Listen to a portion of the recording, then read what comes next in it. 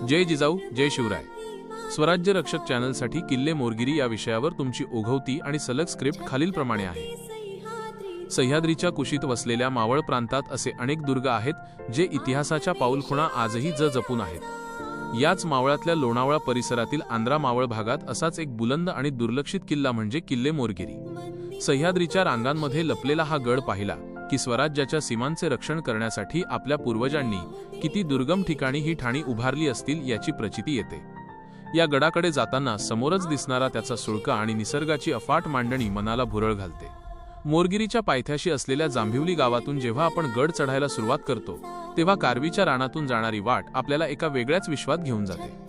गडाचा चढ चढताना आजूबाजूला पसरलेली दाट झाडी आणि पक्ष्यांचा किलबिलाट आपल्याला इतिहासाच्या पानांमध्ये घेऊन जातो।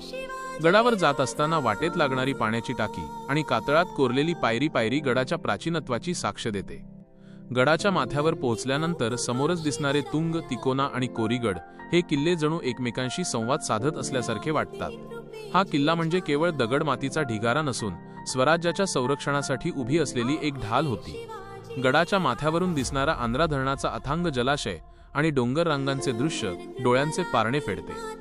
जरी आज या गडावर मोठ्या वास्तू शिल्लक नसल्या तरी येथील शांतता आणि इथली माती आपल्याला छत्रपती शिवाजी महाराजांच्या त्या दैदिप्यमान कालखंडाची आठवण करून देते। दुर्गभ्रमंती करताना अशा किल्ल्यांचे संवर्धन करणे आणि त्यांचा इतिहास जगासमोर मांडणे हे आपल्या प्रत्येकाचे कर्तव्य आहे। आपल्या या मातीचा वारसा आपण असाच जतन करूया आणि गडांचा मान राखूया। हा व्हिडिओ तुम्हाला कसा वाटला हे कमेंट करून नक्की सांगा आणि आपल्या स्वराज्याचा हा गौरवशाली इतिहास घराघरात पोहोचवण्यासाठी चॅनेलला सबस्क्राईब करायला विसरू नका। जय जिजाऊ जय भवानी जय शिवराय।